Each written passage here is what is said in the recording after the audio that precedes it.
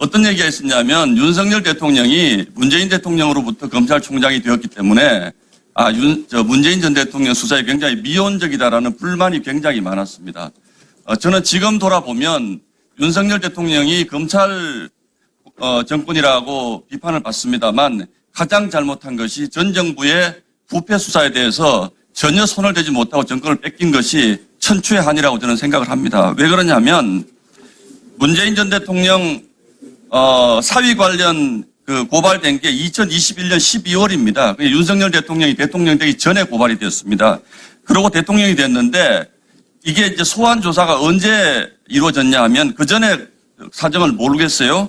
2025년 2월 달에 첫 소환 요청이 이루어집니다. 그러니까 윤석열 대통령이 2022년 5월에 대통령이 되고 나서 3년 가까이 돼서 처음으로 문재인 전 대통령이나 소환이 이루어집니다.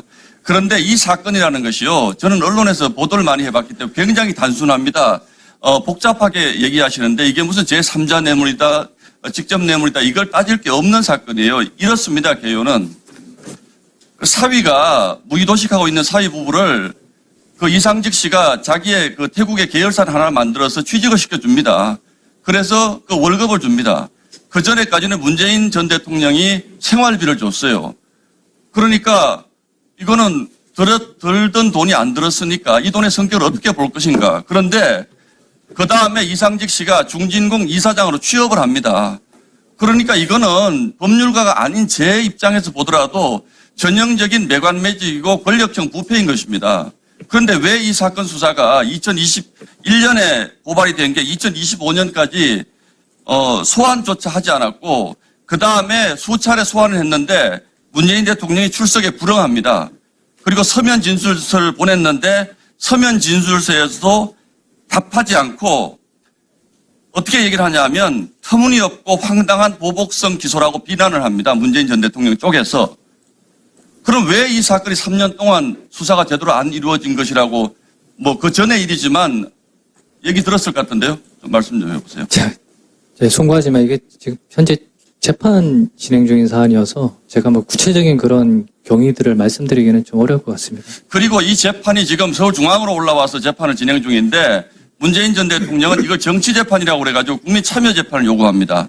그리고 심지어는 내가 재판받으러 다니기 어려우니까 양산, 그러니까 부산인지 어디 모르겠는데 내 주거지 쪽으로 법원을 관할본을 옮겨달라고 요구를 합니다. 이런 전 대통령이 있을 수 있습니까? 이준숙 전 위원장은 자기 측에서 해직되자마자 하루 만에 수갑 채워서 잡아간 것이 대한민국 사법기관입니다. 문재인 대통령은 이렇게 얘기합니다. 이거 정치재판이고 정치기소다. 또 뭐라고 얘기합니까? 전 국민이 다 알고 있는 우리 국민이 바다에 떠내려가서 죽은 서해 공무원 피살 사건에 대해서 서면 조사 받겠다 그러니까 문재인 전 대통령이 대단히 무례한 짓이라고 반박을 합니다.